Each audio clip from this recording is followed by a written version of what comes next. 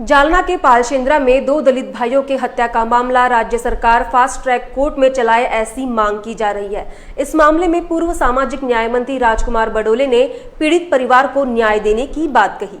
मुझे लगता है पिछले 70 सालों में परम पूज्य डॉक्टर बाबा साहब अम्बेडकर ने जो जाति विरहित समाज निर्माण करने का जो सपना देखा था संविधान के माध्यम से, हम सबका दुर्दैव है कि इस देश में वो संवैधानिक मूल्य परम पूज्य बाबा साहब का स्थापित करने में हम लोग नाकाम रहे। और मुझे लगता है हम सबका खून भी एकदम जम सा गया हुआ है। आए दिनों में हम देखते हैं बड़े पैमाने में अनुसूचित जाति जमाती के ऊपर जिस तरह से हमले किए जाते हैं, जिनकी हत्या होती है। बिहार में, यूपी में और महाराष्ट्र में ये जो मामले हैं बहुत बड़े पैमाने पे बढ़े हुए हैं।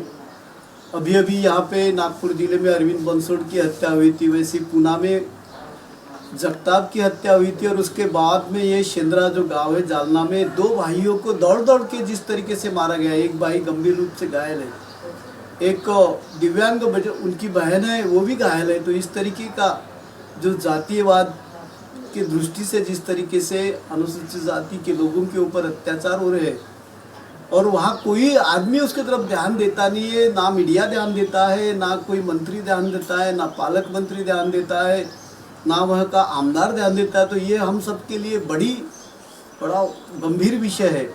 और हम इस संदर्भ में अभी जागरूक नहीं हुए तो निश्चित आने वाले दिनों में ये मामले बढ़ते जाएंगे। और निश्चित ये बहुत बड़ी घटना है कि एक अत्यंत स्वाभिमानी ऐसे कुटुंब के 3 बच्चे जिन्होंने कोई अपराध नहीं किया, उनको जिस तरीके से उनकी हत्या हुई, तो निश्चित ये महाराष्ट्र सरकार के ऊपर एक कालिक पोतने वाली बात है। यहाँ पे गृह मंत्री रहे, मुख्यमंत्री है, इन्होंने मुझे लगता है कि त्वरित इसके संदर्भ में कार्रवाई करनी चाहिए और गृह मंत्री ने तो राजीनामा देना चाहिए, ऐसा मुझे लगता है।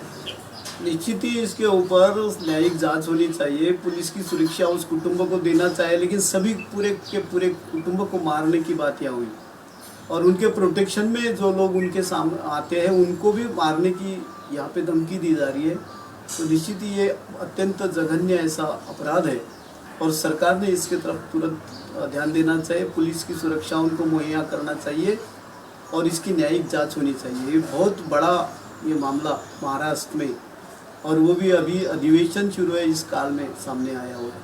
निश्चित ही हम सबके लिए बहुत ही जघन्य, ये शर्मिंदगी वाली बात है, ऐसा मुझे लगता है।